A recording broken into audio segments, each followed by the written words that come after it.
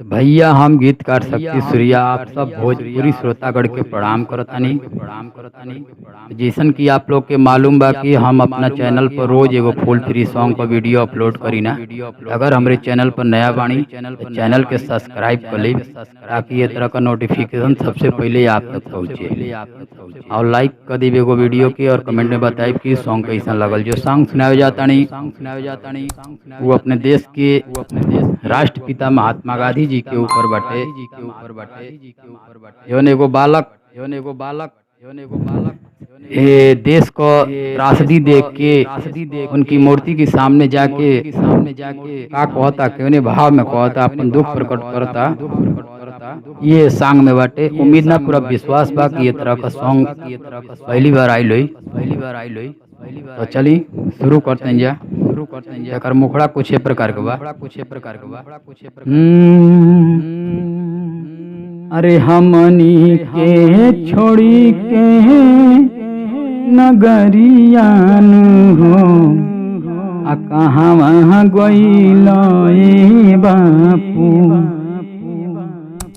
छोड़ के तू हमारी नगरियान हो आ कहाँ वहाँ गइल ए बापू। देशवा में बढ़ल अत्याचारिया न हो आ कहाँ वहाँ गइल ए बापू। ई रहलो मुखड़ा। तो चलो तंजे करी अंतरा की तरफ। अंतरा पहला ए तरह बा। रुपया परी हवा ईमानवा बिकाला, साचे के हूँ बोले मुहे लागे उनका ताला। अरे सत्य अहिंसा के पुजरिया न हो आ कहाँ गइल ए बापू। अरे देशवा में बढ़ल अत्याचारिया न हो आ कहाँ गइल ए बापू। एक दूसरा अंतरा कुछ प्रकार का शेखर सुबास लेखा नइखे क्रांतिकारी, आ बाटे उपकार तोहरो देशवा पर भारी। अरे देशवा के खइहे खदर अरे धरिया न हो आ कहाँ गइल ए बापू। अरे देशवा में बढ़ल अत्याचारिया न हो आ कहाँ गइल ए बापू।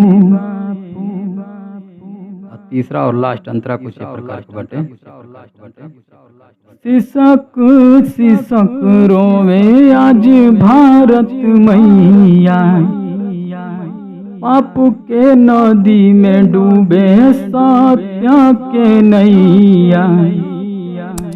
अरे बहे सूर्या लोभ के बयरिया न हो आ कहाँ गइल ए बापू। छोड़ी के तू हमारी नगरिया न हो अरे कहाँ गइल ए बापू। तो उम्मीद ना पूरा विश्वास बा कि सॉन्ग आप लोग के बहुत पसंद आई। हमारा चैनल के सब्सक्राइब कर ली, भाई को लाइक कर देवे सॉन्ग के लिए, कमेंट बताइए कि आप लोग के सॉन्ग कैसा लगल।